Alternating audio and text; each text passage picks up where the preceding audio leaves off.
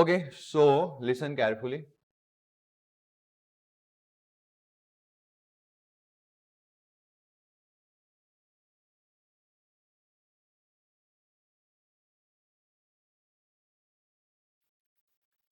Activity 8.7 से start करेंगे. Yes or no? Okay. At a time when it is cloudy, there may be a frequent thunders as well as lightning. हाँ या ना? The sound of thunders takes some time to reach you after you seeing the lightning. है ना? Balcony में से बैठे बैठे हम देखेंगे घर में से, विंडो में से. ओके, तो लाइटनिंग पहले दिख जाएगी एंड देन धीरे धीरे करके आवाज आएगी. हाँ, good, very good Siddharth. Okay, ऐसा क्यों? तो सिद्धार्थ ने बोल दिया, नम्र को बोलना नहीं है, पता है. अमित, ऐसा क्यों बेटा? लाइटनिंग पहले दिखती है और थंडरिंग बाद में सुनाई देती है. ओके, बाकी दोनों साथ में ही हुआ था. तो ऐसा क्यों हुआ होगा? कौन? यस, हो कहाँ रहा है? स्पेस में. तो हम हैं कहाँ पे? अर्थ के ऊपर. वहां पे ट्रैवलिंग करना पड़ेगा उनको. तो ए ट्रैवलिंग में लाइट को कम टाइम लगता है और आवाज को क्यों? जैसे सिद्धार्थ ने बताया था, the speed of light is more than the speed of sound. आया समझ में? In given medium. And that's why हमें सबसे पहले क्या दिखाई देता है? Lightning. Okay, so can you answer why this happens? तो answer is that the speed of light is much more than that of the sound. Sound से बहुत ज्यादा. देखो, मैं आपको एक रफ आइडिया दे देता हूं जो आपको याद भी रखना है दिमाग के अंदर. Speed of light is 3 cross 10⁸ meter per second. 1 second में इतना सारा मीटर ट्रैवल करेगी. ये 3⁸ मीटर का मतलब समझ में आता है? समझा देता हूं. 3 × 10⁵ मैंने 3 पावर निकाल दिए ना, तो किलोमीटर पर सेकंड हो गया. 1000 मीटर इक्वल्स टू किलोमीटर होता है, पता है ना? तो 3 पावर यानी 1000 निकाल दिया तो इतना हुआ. इसका मतलब ऐसा हुआ 3 lakh kilometre. How much kilometre? अगर आप लाइटिंग पे बैठ जाओ, किसके ऊपर बैठ जाओ? लाइटनिंग पे, मतलब कि लाइट पे, इन शॉर्ट नॉर्मल लाइट पे. कोई भी लाइट लाइट ही होता है, सन रे पे इन शॉर्ट. अगर आप सन रे पे बैठ जाओ, गॉट इट, तो आप 1 सेकंड में 3 लाख किलोमीटर दूर चले जाओगे. हाँ, 3 लाख किलोमीटर मतलब क्या हुआ पता है आप लोगों को? 3 लाख किलोमीटर मतलब अर्थ का चक्कर ऑलमोस्ट लग जाएगा. देखो कैसे, मैं बताता हूं. अर्थ का रेडियस है ना, वो 6400 किलोमीटर है. आया समझ में? यस और नो? और चक्कर लगाने के लिए 2πr फॉर्मूला आता है, पता है ना? सरकमफरेंस. तो 2 × 314/100 × 6400. ये 2 जीरो कट हो गया.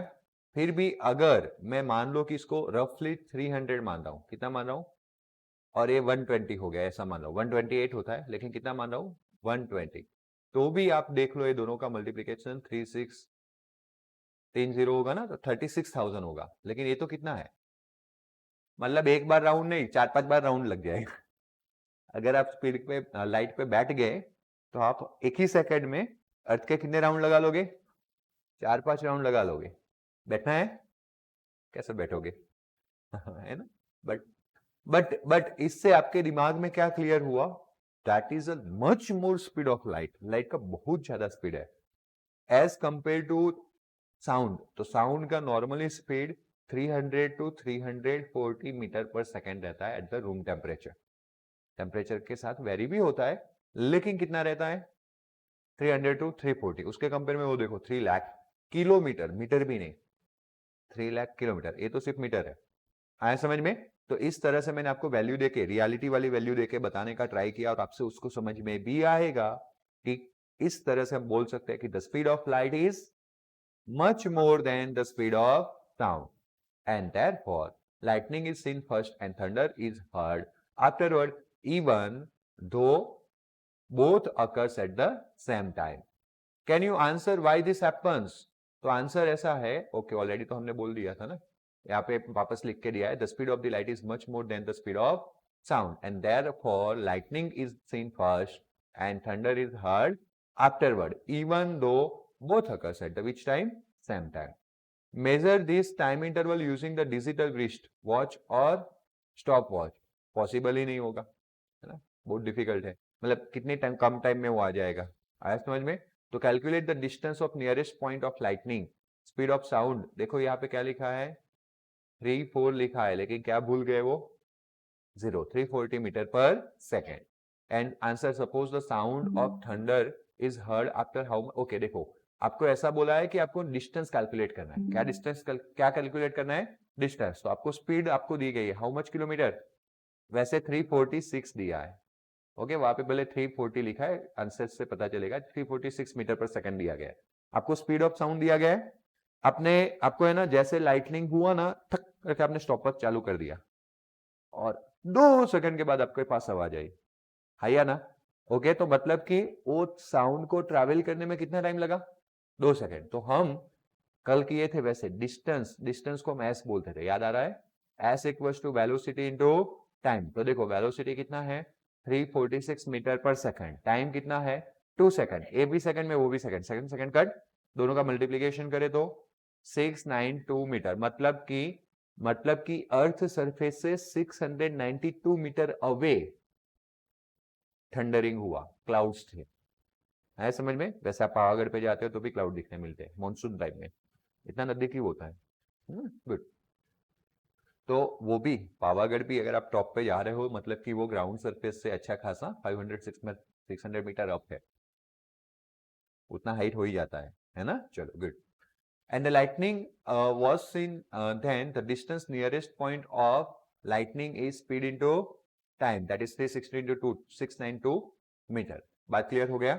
तो अप टू नाउ हमने क्या पढ़ा, इस मोशन के चैप्टर में हमने डिस्प्लेसमेंट पोजीशंस के बारे में पढ़ा, हमने change in position with respect to time, यानी कि स्पीड, एवरेज स्पीड, वेलोसिटी, याद आया, वेलोसिटी के बारे में पढ़ा, velocity equals to S upon T, ऐसा फॉर्मूला पढ़ा था ना, distance upon time previous case में, है या ना। अब rate of change of velocity, now this ध्यान देना, जब भी आप रेट ऑफ लिखते हो, रेट ऑफ चेंज ऑफ, मानो कि मैं लिख रहा हूं डिस्प्लेसमेंट, इसका मतलब ऐसा है कि मुझे डिस्प्लेसमेंट लेना है और रेट ऑफ चेंज मतलब टाइम से डिवाइड करना है। किससे डिवाइड करना है, टाइम से। Rate of change of displacement का क्या मतलब हुआ, क्या मतलब हुआ, डिस्प्लेसमेंट लेना है और रेट ऑफ चेंज का मतलब क्या हुआ, टाइम से डिवाइड करना है। विथ रिस्पेक्ट टू टाइम क्या चेंज हो रहा है, आया समझ में।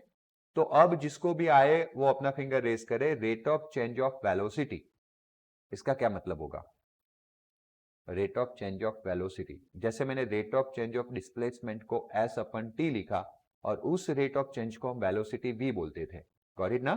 तो अगर मुझे rate of change of velocity लिखना है तो मैं क्या लिख सकता हूं, वापस rate of change of displacement जो था, डिस्प्लेसमेंट को मैं एस बोलता था, तो मैंने उसको एस बाई टी लिखा, तो मैं rate of change of velocity को क्या लिख सकता हूं, बोलो, नहीं तो फिर मैं नम्र को बोल दूंगा, वो बोल दे,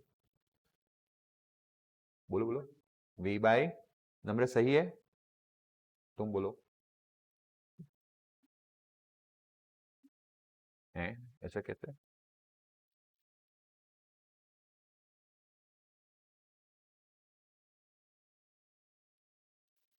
ओके। तुम्हारा क्या बोलना है, कुछ नहीं, ओके। तो देखो ये क्या है, सेंटेंस से पकड़ो, हरी सही है, rate of change of displacement, तो मैंने डिस्प्लेसमेंट अपन क्या किया, टाइम। आप सुन नहीं रहे हो, कभी कभी आप है ना ब्लैंक बैठे रहते हो, बातें सुनते नहीं हो, यस, बोथ सेम है ना। डिस्टेंस और डिस्प्लेसमेंट वैसे हमारे दिमाग में ऐसा ही ध्यान रखना है, एक वेक्टर है और एक स्केलर है। बाकी वेलोसिटी बोलना है तो डिस्प्लेसमेंट बोलेंगे और स्पीड बोलना है तो डिस्टेंस बोलेंगे। देखो v यानी मैं वेलोसिटी कैलकुलेट कर रहा हूं तो डिस्प्लेसमेंट, अगर मैं v यानी स्पीड कैलकुलेट कर रहा हूं तो ये डिस्टेंस। तो स्पीड यानी distance upon time and velocity यानी डिस्प्लेसमेंट अपन टाइम। आया समझ में, यस और नो। अब रेट मतलब टाइम से डिवाइड करना है, डिस्प्लेसमेंट मतलब डिस्प्लेसमेंट को किया। वैसे अगर मैं बोलूं रेट ऑफ वेलोसिटी यानी कि वेलोसिटी को किससे डिवाइड करना है, टाइम से, v by T, got it ना। So in the non uniform motion, अगर मोशन यूनिफॉर्म है तो वेलोसिटी टाइम के साथ चेंज होने वाली नहीं है। आया समझ में, जो क्वांटिटी टाइम के साथ चेंज आती है ना, जिस क्वांटिटी में टाइम के साथ चेंज आता है उसी का रेट ऑफ फाइंड करते हैं। क्या फाइंड करते हैं, रेट ऑफ। तो वेलोसिटी अगर यूनिफॉर्म मोशन है तो टाइम के साथ चेंज होती नहीं है, तो हम वहां पे rate of change in velocity find करेंगे नहीं। बट अगर मोशन कौन सा है, नॉन यूनिफॉर्म, जिसमें इक्वल टाइम इंटरवल में इक्वल डिस्टेंस कवर नहीं होता है, तब जाके हम क्या फाइंड कर सकते हैं, for the uniform motion velocity change with the time and the change in velocity per unit time, that is called new quantity, acceleration, है ना। आप नहीं बोलते एक्सेलेरेटर दे, एक्सेलेरेटर दे, एक्सेलेरेटर दे, वो एक्सीलेटर का क्या मतलब होता है ना, वो किसी के स्कूटी के पीछे बैठे भगा भगा भगा, एक शांति से जा रहा है, हम तो धूम, एक्सेलरेटर दे ऐसा बोलते हैं ना हम। इसका मतलब कि एक्सेलरेशन, एक्सेलरेशन मतलब स्पीड इंक्रीज होना या डिक्रीज होना, दोनों होता है। वैसे डी एक्सेलरेशन दो बोल देते तो स्पीड डिक्रीज होना, एक्सेलरेशन का मतलब स्पीड बढ़ाना, आया समझ में। तो when there is a change in the speed with respect to time या change in velocity with respect to time, तब हम उसको बोलेंगे एक्सेलरेशन। क्या बोलेंगे, acceleration. Got it? No, velocity is the distance upon time या डिस्प्लेसमेंट अपन टाइम। जब तुम वेलोसिटी को टाइम से डिवाइड करोगे तब जाके एक्सेलरेशन मिलेगा, आया समझ में। तो दोनों सेम नहीं है, आया समझ में। और रेट ऑफ चेंज वाला वर्ड आए तब हम उसको टाइम से डिवाइड करते हैं। किससे डिवाइड करते हैं? जैसे rate of change of velocity है तो हम वेलोसिटी अपन क्या करेंगे, टाइम, है ना। सुनो शांति से और ध्यान दो आगे। Okay, rate of change of displacement है तो हम डिस्प्लेसमेंट को किससे डिवाइड करेंगे, टाइम से। तो आपको ध्यान रखना है, rate of change of displacement जो होता है वो वेलोसिटी देता है, और rate of change of velocity होता है वो एक्सेलरेशन देता है। आया समझ में। कल मैंने चेंज का फॉर्मूला बताया था, फिजिक्स में चेंज का क्या मतलब होता है। मैंने बोला था कि आपके पास 200 रुपीज थे, नेक्स्ट डे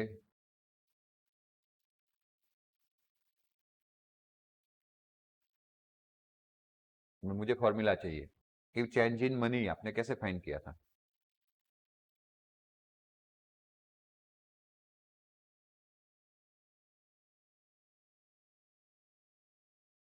ओके, मान लो कि आपके पास आज 200 रुपीज है, नेक्स्ट डे आप आ रहे हो तो आपके पास पॉकेट में 400 रुपीज है, तो कितना चेंज हुआ।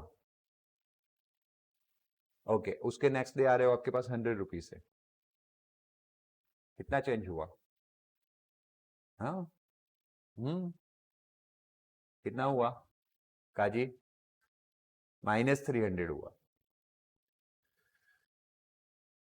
तू मेरे को गलत बोल दे, मैं गलत हूं। ओके, अब मेरी बात सुन, उसको ऐसा है कि वही सही है। मेरे को तू अगर सही होता है तो बात तो सुन, अगर तू सही होता है तो मुझे सही बोलने में क्या जाएगा बेटा, बट तुम गलत हो तब तुम गलत ही हो। अब सुनो शांति से, मैंने ऐसा बोला कि डे 1 को 200 रुपीज थे, डे 2 को कितने थे 400, तो चेंज कितना हुआ 200। फिर मैंने बोला नेक्स्ट डे 100 हो गए, हाँ तो नेक्स्ट डे मतलब 400 के बाद, डे 3 के बाद, आया समझ में। तो 400 में से 100 होना, तो कितना कम हुआ -300। तो आपने क्या किया, ऑलवेज फाइनल में से इनिशियल को कट किया। इनिशियल यू हैव अ 200, वहां से कितना बना 400, तो आपने 400 फाइनल माइनस इनिशियल 200। अब आपके पास 400 था, उसमें से 100 हो गया, तो आपने फाइनल 100 माइनस इनिशियल 400। तो what is the change in physics, final minus initial. What is the change in physics, final minus initial. तो पता है ना आगे सीखा क्या है वो, आप लोग है ना घर पे जाके बिल्कुल पढ़ते नहीं हो, और पढ़ाई नहीं करोगे तो कहां से आएगा आपको, पढ़ना नहीं चाहिए आप लोगों को। Change in position x2 minus x1 सिखाया था, final position minus initial position, और फिर इसको डेल्टा x को टाइम से डिवाइड कर लेते हैं, final position minus initial position को टाइम से डिवाइड करते हैं, तो आपको वेलोसिटी मिलती है। क्या मिलती है, जैसे यहाँ पे चेंज इन वेलोसिटी है, चेंज इन वेलोसिटी मतलब कि अब मुझे वेलोसिटी, चेंज इन वेलोसिटी हो तो मुझे क्या करना पड़ेगा चेंज फाइंड करने के लिए, आए समझ में। जब भी चेंज आता है तो क्या करते हैं हम, फाइनल माइनस इनिशियल। अब चेंज के बाद चेंज इन वेलोसिटी है तो final velocity minus, change in money हो तो final money minus initial money. अब भूल जाओगे, मारूंगा मैं, भूलना नहीं है। और आपको होमवर्क करके आते हो ना, फिर नीचे ओरली पूछेंगे और मैं छूट दे देता हूं मारने की। अब रेडी करके नहीं आते हो होमवर्क तो मार पड़ेगा, जो होमवर्क करके आते हो उसको रेडी भी करके आना है। Got it?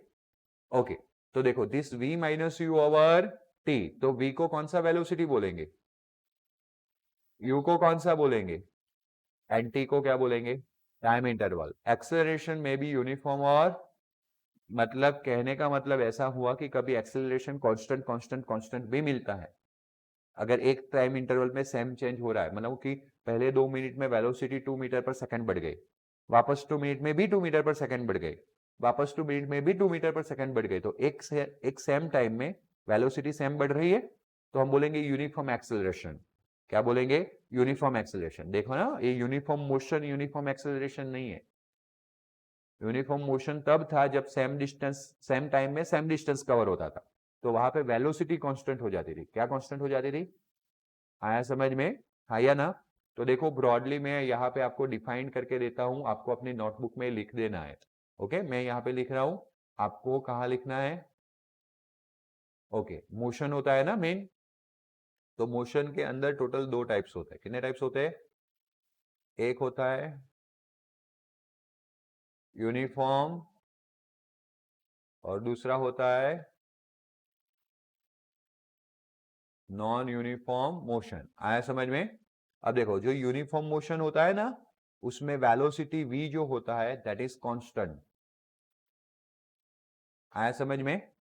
ओके, और इसीलिए एक्सेलरेशन, जिसको मैं a बोलने वाला हूं, वो कितना हो जाता है? क्योंकि वेलोसिटी कांस्टेंट है तो चेंज इन वेलोसिटी तो होगा ही नहीं, तो एक्सेलरेशन कितना हो जाएगा? 0। याद रखोगे ना ये? हाँ या ना? ओके। अब नॉन यूनिफॉर्म मोशन होता है ना, उसमें acceleration does not equals to 0, acceleration कभी 0 नहीं होता है। बट उसके अंदर वापस 2 पार्ट्स है। कितने पार्ट्स है मोशन के? 2 पार्ट्स है। एक यूनिफॉर्म एक्सेलरेटेड मोशन और दूसरा होता है नॉन यूनिफॉर्म एक्सेलरेटेड मोशन। ये जो यूनिफॉर्म एक्सेलरेटेड मोशन है ना, उसमें ए इक्वल्स टू क्या हो जाता है? कांस्टेंट, और over here A does not equals to constant. आया समझ में? तो इस तरह से मोशन के टोटल कितने टाइप्स? 2। यूनिफॉर्म एंड यूनिफॉर्म में क्या कांस्टेंट? वी वेलोसिटी कांस्टेंट और एक्सेलरेशन 0। बट नॉन यूनिफॉर्म में एक्सेलरेशन 0 नहीं होता है, और उसमें भी 2 मोशन होते हैं, uniform accelerated motion and non uniform accelerated motion. Uniform accelerated motion होता है तो a equals to constant, non uniform accelerated motion होता है तो a does not equals to constant. बात क्लियर हुआ? तो अब एक क्वेश्चन पूछ लेता हूं, आपने क्या सीखा पता चल जाएगा। रेस करना है अपने फिंगर को, बार बार बोल रहा हूं, आंसर बोलना डायरेक्टली नहीं है। Okay, uniform accelerated motion is which type of motion? Uniform accelerated motion is which type of motion? Option A uniform motion, option B मतलब 2 non uniform motion, option C both, option D none of this. वापस मैं question repeat कर रहा हूं कि uniform accelerated motion is which type of motion? Option A uniform motion, option B non uniform motion, option C A and B, option D none of this. रुको, Amit, both. Okay, तो ऐसा ही पूछ लेता हूं ना। रुको, ए में कितने हैं? हो जाएगा। ए में कितने हैं?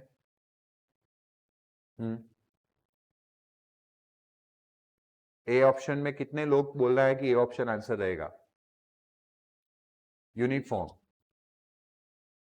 ओके, ए में 2, तुम हो कि नहीं हो? डिसाइड कर लो पहले एक बार। ओके, बी में कितने हैं नॉन यूनिफॉर्म में? कैसे? सबने किया इसलिए?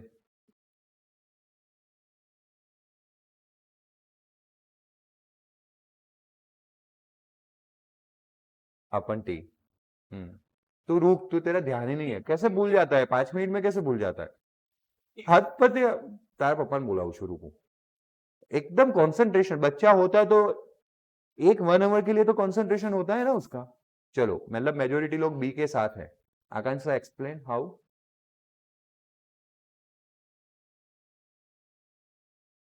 यस, और उसी में आता है uniform accelerated motion. Uniform accelerated motion is a type of which motion? तो फिर कहां से यूनिफॉर्म आएगा?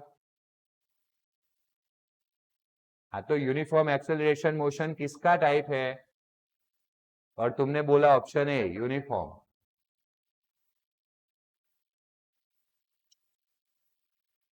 ऑप्शन में नहीं बोला, देखो क्वेश्चन ऐसा था कि uniform accelerated motion is a which type of motion, तो किसका मोशन आया समझ में? सिली क्वेश्चन है लेकिन बहुत इंपॉर्टेंट है। आया समझ में? गलती से सीखने मिलेगा, टेंशन नहीं लेना है, लेकिन फोकस करो। 5 मिनट में भूल जाते हो आप लोग, उसका तो प्रॉब्लम है ही है, क्योंकि वो मस्ती में ही ध्यान देता है। अभी तू फोकस कर, है ना, नहीं तो फिर डंडा। आया समझ में? वार्निंग देने का टाइम गया। एकदम फोकस कर, क्योंकि तू इधर उधर ध्यान रखेगा कभी नहीं सीख पाएगा। वो नहीं, सबको बोल रहा हूं मैं, इधर उधर आप फोकस करोगे तो अभी आपका 8th स्टैंडर्ड जैसा नहीं रहा। आपको पहले ही चैप्टर में कितने क्वेश्चन सिखाए मैंने? आ रहे हैं नेक्स्ट वीक टेस्ट, फिर पता चलेगा, है ना। आज डाइजेस्ट लेके आई हो ना, अभी लिखा रहा हूं मैं।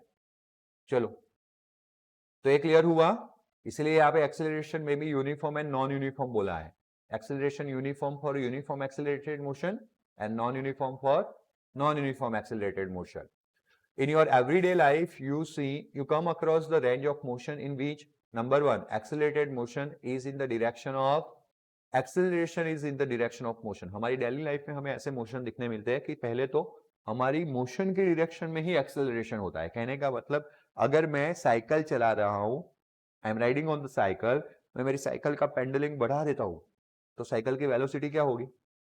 बढ़ेगी, उसी डायरेक्शन में बढ़ेगी जिस डायरेक्शन में मैं मोशन कर रहा था। आया समझ में? तो acceleration increase in the direction of motion, acceleration against the direction of motion. दूसरा भी एक एग्जांपल है, ऐसी भी मोशन हमें दिखने मिलती है।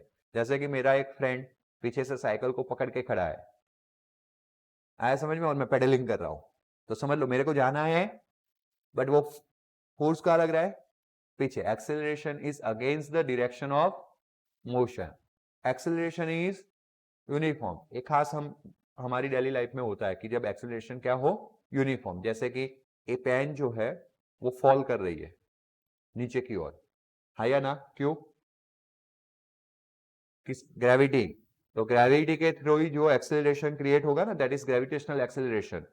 वो कांस्टेंट एक्सेलरेशन है, 9.8 मीटर पर सेकेंड स्क्वायर। आगे पढ़ना भी है हमें, got it?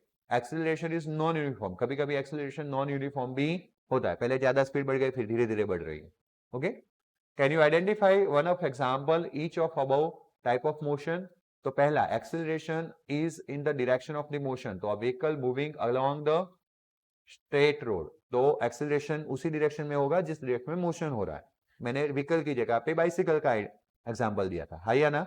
Okay, a ball throne upward, मैंने ऐसा एग्जांपल दिया था कि मैं आगे जा रहा हूं और पीछे फ्रेंड खींच रहा है या ना? तो दूसरा ऐसा है कि मैं किसी बॉल को ऊपर की ओर भेज रहा हूं, तो मोशन कहां है? ऊपर, लेकिन ग्रेविटेशनल फोर्स कहां लगेगा? तो एक्सेलरेशन नीचे लग रहा है और मोशन ऊपर हो जा रहा है, तो दोनों ऑपोजिट डायरेक्शन हो गए, है या ना? थर्ड, एक्सेलरेशन इज यूनिफॉर्म, तो मैंने अभी बोला था pen falling from certain height, free fall of pen बोला था ना, तो पेन की जगह उन्होंने क्या बोल दिया? बॉल। आया समझ में? And acceleration is non uniform, motion of vehicle on the road, वो तो रैंडमली, ज्यादातर ऐसा ही होता है, एक्सेलरेशन कभी यूनिफॉर्म नहीं होता, कभी ज्यादा स्पीड बढ़ा, कभी कम स्पीड बढ़ा, कभी कम हो गया, कभी बढ़ने लगा, ये मिक्सचर होता है, और मिक्स होता है तब एक्सेलरेशन कांस्टेंट रहता नहीं है। बात क्लियर हुआ? Okay, graphical representation of motion की बात करते हैं। तो graphs provide a convenient method to present basic information about variety of events and to describe the motion of an object we can use the line graph. हम कौन से graph use कर सकते हैं? तो सबसे पहले कौन से टाइप के ग्राफ्स आते हैं? तो पहला आता है distance time graph. For the distance time graph, time taken on the which axis, जो आप डिस्टेंस और टाइम, तो आप क्या करोगे? ऐसा करोगे कि भाई ए डिस्टेंस है 5 किलोमीटर, टाइम कितना है देखो 10 मिनट्स, 10 किलोमीटर है, टाइम कितना है देखो 20 मिनट्स। आप ऐसा मेजर करोगे, या फिर HST hello, I am forwarding you which mail ID?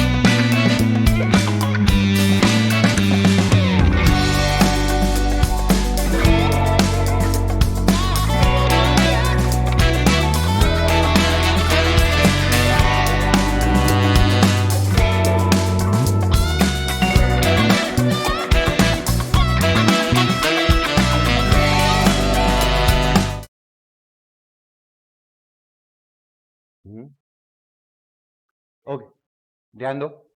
So what I am talking about distance. हाँ, मैं ऐसा बता रहा था कि आप ऐसा मेजर करोगे कि 5 मिनट पे 10 किलोमीटर ट्रैवल किया, 10 मिनट पे 20 किलोमीटर ट्रैवल किया, या आप ऐसा मेजर करोगे कि 10 किलोमीटर ट्रैवल करते वक्त टाइम 5 मिनट्स हुआ था, 20 किलोमीटर ट्रैवल करते वक्त टाइम्स इतना हुआ था। आप डिस्टेंस के सामने टाइम मेजर करोगे या टाइम के सामने डिस्टेंस मेजर करोगे? इजीली मेजरमेंट कौन होता है? टाइम।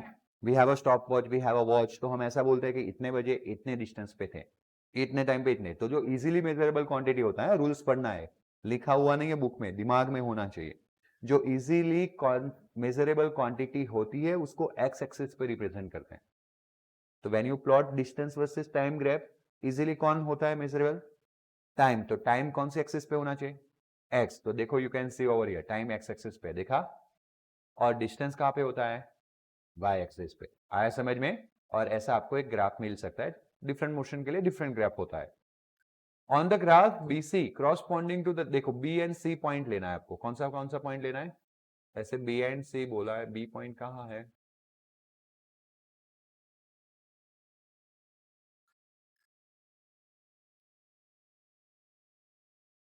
यहाँ पे B होना चाहिए। ओके, चलो समझते हैं। On the graph BC corresponds to a distance, yes सही है, A पॉइंट B है। तो BC किसके लिए है? मतलब BC ये वर्टिकल हो गया, आइया ना? वो क्या बता रहा है? तो देखो, T1 टाइम में रहा, T1 टाइम पे ऑब्जेक्ट कौन सी पोजीशन पे था? A पे, तो उसका डिस्टेंस कितना हो गया? S1 हो गया, आया ना? और T2 टाइम जो 80 मिनट है, तब इसके ऊपर जाएंगे ग्राफ में से ऐसे जाएंगे, तो कौन सा पोजीशन बता रहा है? S2 40, S2 बता रहा है। तो अगर मुझे S2 माइनस S1 करना है, तो 40 माइनस क्या करना पड़ेगा? 30। वो लेंथ कौन बता रहा है? BC। तो आया ना, on the graph BC corresponds to the distance between distance S2 minus S1, final distance minus initial, final position minus initial position, got it ना? and the AC अगर आप देखोगे तो A रहा T1 दिख रहा है 60, और AC से कितना है? 80। तो ये दोनों का बीच का जो लेंथ है AC होगा, जो कितना है? 20। वो बता रहा है T2 minus T1, and therefore speed equals to, आपको पता है, change in position divide by change in time. जो आप पहले S बोले थे और जो T बोले थे ना, उसको अब हम S की जगह पे क्या बोल रहे हैं? Change in position. तो वही हुआ ना डिस्प्लेसमेंट, और नीचे टाइम लेते थे तो मतलब चेंज इन टाइम। आया समझ में? आया ना? So the distance time graph for the non-uniform motion. This is the graph for the uniform motion. Which motion? ये बताएगा कि एवरी टाइम में, देखो जैसे कि अगर मैं 40 ले लेता हूं यहाँ पे, तो 40 एंड 60 के बीच में कितना गैप है? तो 40 के क्रॉसपॉन्डिंग मुझे क्या मिल रहा है? 20। तो 20 एंड 30 के बीच में कितना चेंज है? 10। वापस 20 चेंज लिया तो ये भी कितना चेंज मिला? तो एवरी टाइम इक्वल टाइम के लिए इक्वल डिस्टेंस कवर होता है, एंड दैट्स व्हाई अगर स्ट्रेट लाइन ग्राफ होता है, कौन सा ग्राफ होता है? Straight line graph. तो straight line graph is for the which motion? Uniform motion. Which motion? Uniform motion. Okay, आया समझ में? और अगर ग्राफ स्ट्रेट लाइन नहीं होता है, लाइक दिस, ऐसा होता है, तो वो कौन से मोशन के लिए होगा? Non uniform motion. ओके, और नॉन यूनिफॉर्म मोशन या नॉन यूनिफॉर्म स्पीड, अगर नॉन यूनिफॉर्म मोशन होता है तो कौन सा मोशन बोला जाता है? Accelerated motion. क्योंकि already I told you, uniform motion होता है तब एक्सेलरेशन कितना होता है? 0। जब नॉन यूनिफॉर्म मोशन होता है तभी एक्सेलरेशन 0 नहीं होता है। आया समझ में? बात क्लियर हो गई? आया ना? ओके, मैं समझा रहा हूं, बहुत मजा आएगा, बट जब तक खुद पढ़ोगे नहीं तब तक तो आएगा ही नहीं, है ना? मेरा साफ है। अच्छा, और स्वाहा। ओके, एक्चुअली में अभी अब 8 रहा नहीं, इसलिए लिमिटेड पोर्शन भी पूछने वाले नहीं है, मुझे पता है। साइंस के मैम इतना बोल रहे, दो लो 10 क्वेश्चन, SS के मैम बोल देते 10 क्वेश्चन। अभी ये सब बातें खत्म, अब आप बड़े हो गए हो, आपको पूरा का पूरा करना है। आया समझ में? मैं तो बोलता हूँ और ज़्यादा करना है तो 11th में भी मोशन चल रहा है, वो लेक्चर भी देख लो, यूट्यूब पे आता ही है। 9 और 11 की चैनल एक ही है। तो 11th का भी अभी है ना, एक दिन के लिए प्राइवेट नहीं होता है, पब्लिक रहता है, तो आप देख सकते हो, उसमें भी यही चल रहा है। तो थोड़ा एक्स्ट्रा पढ़ो, है ना? दिमाग बढ़ेगा, दिमाग को यूज़ करने से शार्प होता है ना? अगर आप उसको यूज़ नहीं करोगे तो भंगार हो जाएगा, काम ही नहीं आएगा। बात समझ रहे हो? तो पढ़ना स्टार्ट कर दो अब, हाँ? और मैथ्स में 5 चैप्टर हो गए, कितने? सारे आने चाहिए, कभी भी टेस्ट आ सकता है। Got it? फिर ऐसा मत बोलना कि बोला नहीं था। This graph is not a straight line. देखा, अभी हमने देखा ये ग्राफ है वो स्ट्रेट लाइन नहीं है, कर्वेचर है, दिख रहा है ना? It is curved line showing the which motion non uniform speed, यानी कि एक्सेलरेटेड मोशन। बात क्लियर हुआ? फिजिक्स में दूसरा मोशन को रिप्रेजेंट करने के लिए, जैसे हमने टाइम के साथ डिस्टेंस चेंज हो रहा था, टाइम के साथ क्या चेंज हो रहा था? डिस्टेंस। तो हमने distance versus time graph draw किया। वैसे टाइम के साथ और क्या चेंज हो सकता है? वेलोसिटी। तो हम कौन सा ग्राफ ड्रॉ कर सकते हैं? Velocity versus time graph. बात समझ में आया? Now the thing is what, समझते जाना बेटा, समझते जाना। अगर ये एक्स है, डिस्टेंस है, और ये क्या है? टाइम। अगर एक ग्राफ ऐसा स्ट्रेट लाइन होता है, कैसा होता है? Straight line. तो this is the graph for which motion? A graph है यूनिफॉर्म। आया समझ में? बट अगर मैं वही ग्राफ को किस में रिप्रेजेंट कर लूं? Velocity versus time. तो आपने बताया था कि अगर यूनिफॉर्म मोशन होता है तो वेलोसिटी क्या हो जाता है? वेलोसिटी क्या होता है? कुछ भी बोलते हो। वेलोसिटी क्या होता है? कांस्टेंट। मुझे पता ही है, याद नहीं होगा, इसलिए तो मैं स्क्रॉल करके ऊपर जा रहा हूं, ताकि देखो और देख के बोलो। वेलोसिटी क्या होता है? कांस्टेंट। आज के आज 3 बार बोले तो फिर भी याद नहीं रखा। तो वेलोसिटी कांस्टेंट कब मतलब कांस्टेंट होता है तो उसको हम कैसे रिप्रेजेंट कर सकते हैं? तो जब वेलोसिटी कांस्टेंट होता है ना, तो देखो टाइम चेंज हो रहा है लेकिन वेलोसिटी का वैल्यू चेंज नहीं होगा। दिखा? एक ग्राफ क्या बता रहा है कि अगर आप इस टाइम पे होते तो भी वेलोसिटी कितनी होती? मानो कि v है तो कितनी होती? v। अगर आप इस टाइम पे जाते तो भी वेलोसिटी कितना बता रहा है? v। अगर आप इस टाइम पे जाते तो भी वेलोसिटी कितना बता रहा है?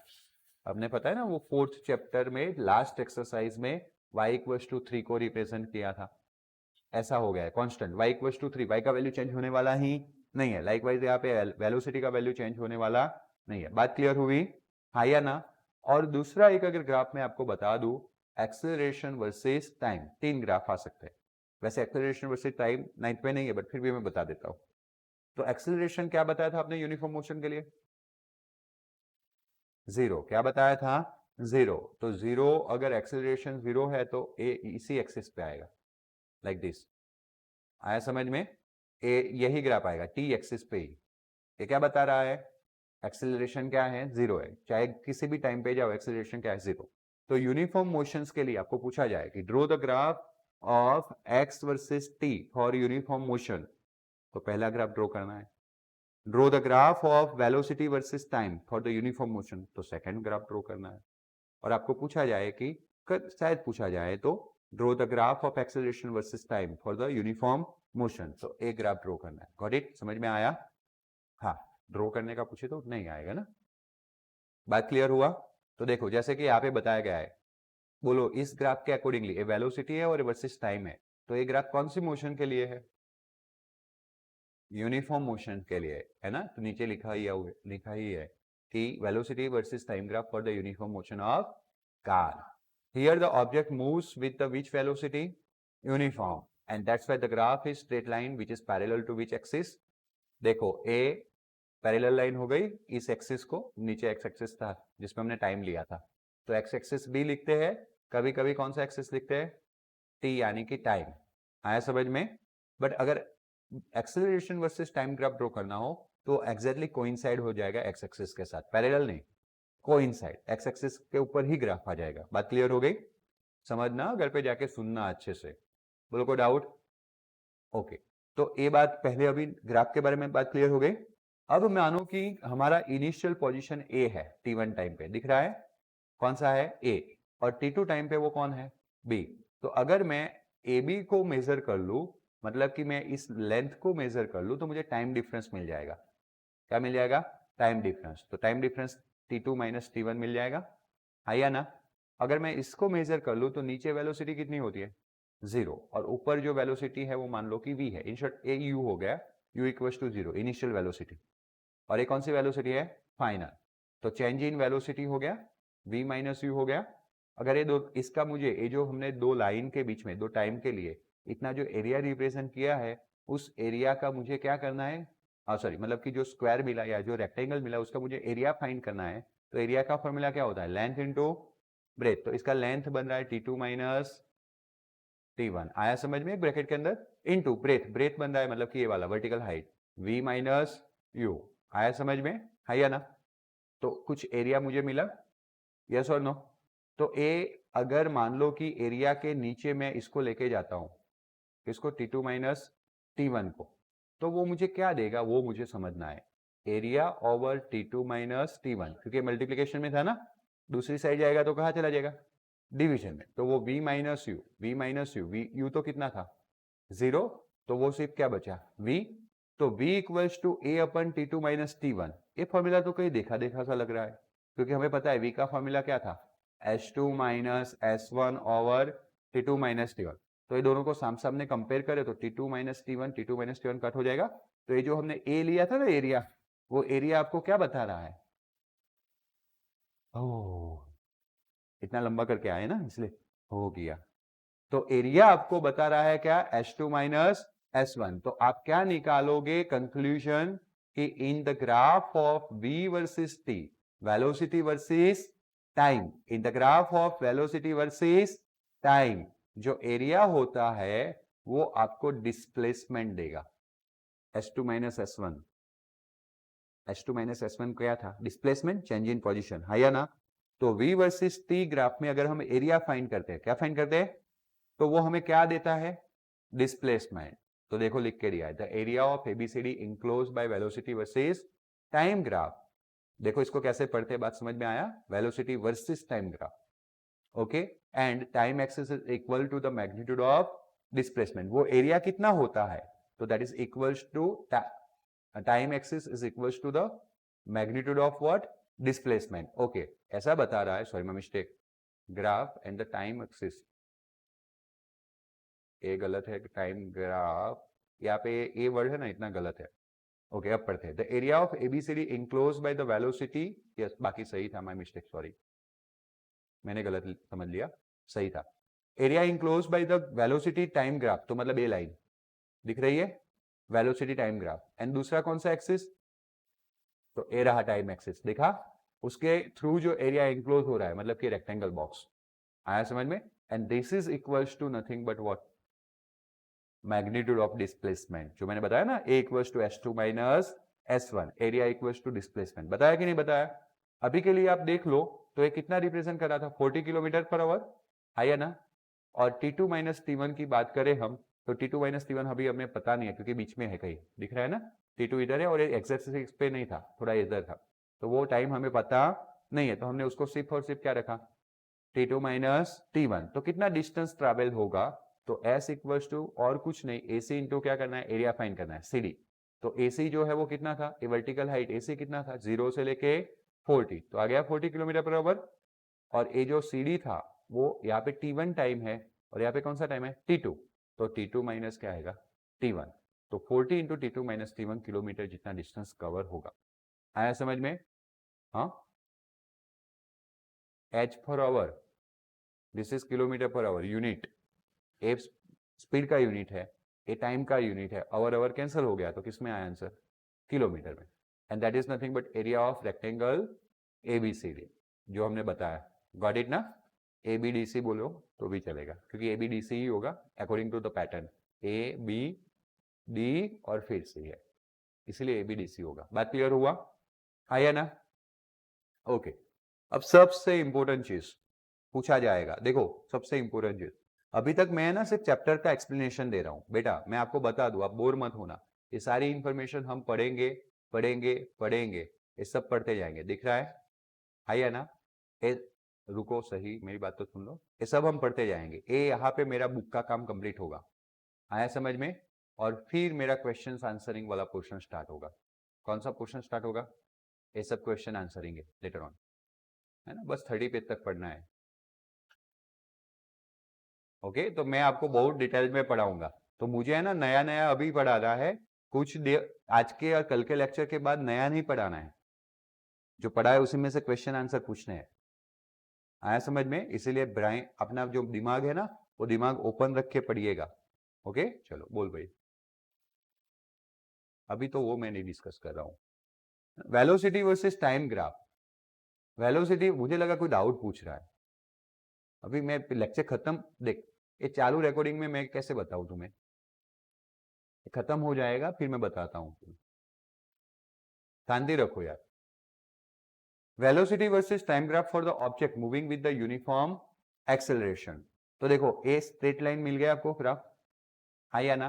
बट वैसे एक्चुअली में अब लिसन समझना है, अगर आपका स्ट्रेट लाइन ग्राफ हो एक्स वर्सेस टी का तो ही हम उसको यूनिफॉर्म मोशन बोलते थे। आया समझ में? आया ना? अब इसमें क्या हो सकता है, लिसन केयरफुली। एक ग्राफ बताना बाकी है आपको, याद आ रहा है वो? नॉन यूनिफॉर्म मोशन, क्योंकि आगे जो मैंने ग्राफ बताए वो किसके लिए थे? तीनों के तीनों यूनिफॉर्म मोशन। आपके बुक के अंदर लिख देना, जो मैं एक्स्ट्रा लिख रहा हूं वो ग्राफ ड्रॉ कर रहा हूं वो ड्रॉ कर लेना। तो अगर नॉन यूनिफॉर्म मोशन होता है बेटा, तो उसका डिस्प्लेसमेंट वर्सेस टाइम ग्राफ जो होता है वो ऐसे कर्वेचर होता है, पता है ना? आइया ना? एक ही लाइन ड्रॉ करना है, कर्वेचर होता है। Got it? आइया ना? अब यहां से क्या होता है वो समझना है। इसमें से वेलोसिटी वर्सेस टाइम ग्राफ जो होते हैं ना, वो दो मिल सकते हैं।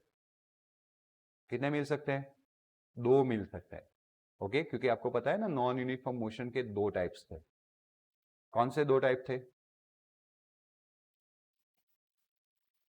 हाँ, uniform acceleration and non uniform. तो इससे आपको velocity versus time graph straight line मिल सकता है, या तो फिर वो भी क्या मिले, कर्वेचर। अगर velocity versus time graph straight line है, कैसा है? Straight line, then acceleration versus time graph जो है वो ऐसा आएगा, पैरेलल। आया समझ में? और यहां पे एक्सेलरेशन वर्सेस टाइम ग्राफ जो है वो स्ट्रेट लाइन हो सकता है। आया समझ में? कर्वेचर हो तो स्ट्रेट लाइन भी हो सकता है और कर्वेचर भी हो सकता है। बट अगर velocity versus time graph straight line है, इसका मतलब कि वेलोसिटी धीरे धीरे धीरे धीरे करके बढ़ रही है, एक्सेलरेशन कांस्टेंट है। कैसा है? देखा आपने, यहाँ पे भी ऐसा था, एक्स वर्सेस टी ग्राफ जब स्ट्रेट लाइन था तो एक्सेल जो वेलोसिटी का ग्राफ था वो कैसा बन गया? हॉरिजॉन्टल बन गया कि नहीं? वैसे अगर यहाँ पे velocity versus time graph straight line है तो एक्सेलरेशन का ग्राफ कैसा बन जाएगा? हॉरिजॉन्टल। कैसा बन जाएगा? हॉरिजॉन्टल। तो this is uniform accelerated motion, that is non uniform accelerated motion. आया समझ में? आपको पूरा लिखना है। तो देखो, velocity versus time graph for the object moving the which motion. तो देखो, यूनिफॉर्म एक्सेलरेटेड मोशन के लिए ये दो ग्राफ है, उसमें वेलोसिटी वर्सेस टाइम ग्राफ देखो स्ट्रेट लाइन है, तो दिख रहा है वेलोसिटी वर्सेस टाइम ग्राफ कैसा दिख रहा है? Straight line. आया समझ में? अब मुझे क्या फाइंड कर रहा है कि अगर ऑब्जेक्ट t1 टाइम पे कौन से पोजीशन में था, मतलब उसका a पॉइंट था, और t2 के लिए कौन सा पॉइंट है? b, तो t1 से लेके t2 टाइम में कितना डिस्टेंस कवर किया, मुझे वो फाइंड करना है। तो उसका एरिया फाइंड करना पड़ेगा। अभी हमने बोला था कि जो ग्राफ है वो ग्राफ, तो ये रहा ग्राफ, दिख रहा है ये line, that is the graph. और दूसरा कौन सा एक्सिस? टाइम एक्सिस, यहाँ से लेके यहाँ तक, t1 से लेके t2, ये दोनों के बीच में जो एरिया है ग्रे कलर से बताया गया है, वो एरिया आपको क्या करना है? फाइंड। तो what we are going to do, ये तो ट्रेपेजियम हो गया, ट्रेपेजियम का डायरेक्ट फॉर्मूला याद आता है तो ठीक है, नहीं याद आता है तो हम इसको इससे डिवाइड कर देंगे। ट्राइंगल का एरिया, दूसरा किसका एरिया? रेक्टेंगल। तो area of rectangle, area of triangle. Rectangle में देखो यहाँ पे ए पॉइंट है और यहाँ पे कौन सा पॉइंट है? सी।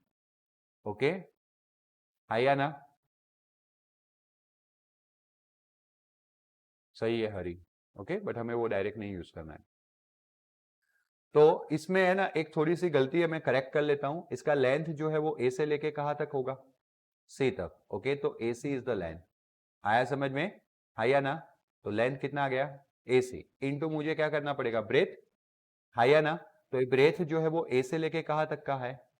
ई तक का, तो मुझे यहां पे लेना पड़ेगा ए। तो लेंथ इंटू ब्रेथ, प्लस मुझे एरिया ऑफ क्या करना है? ट्राइंगल। ओके, इन लोगों ने नाम ही गलत लिखा है। देखो, ट्राइंगल कौन सा है? ए बी सी है, दिख रहा है। और रेक्टेंगल कौन सा है? ए सी डी ई, ए सी डी ई। आया समझ में? अब ट्राइंगल में क्या होता है? 1/2 बेस इंटू हाइट, याद आ रहा है फॉर्मूला? तो बेस कौन सा हो जाएगा? ए सी। कौन सा हो जाएगा? ए सी। एंड हाइट कौन सी हो जाएगी?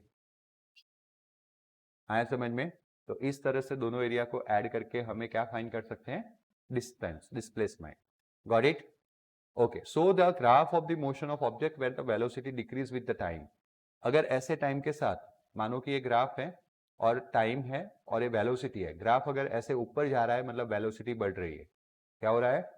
हमें तो डिक्रीज करना था ना, तो वेलोसिटी ऐसे ड्रॉ करना पड़ेगा नीचे की ओर। ये बता रहा है कि इनिशियली वेलोसिटी ज़्यादा है, जैसे टाइम जा रहा है वैसे वेलोसिटी क्या हो रही है, कम हो रही है। बात क्लियर हो गई? यस और नो? ओके, तो यहाँ तक रखते हैं। नेक्स्ट जो है वो बातें नेक्स्ट लेक्चर में मंडे को पढ़ेंगे, बराबर।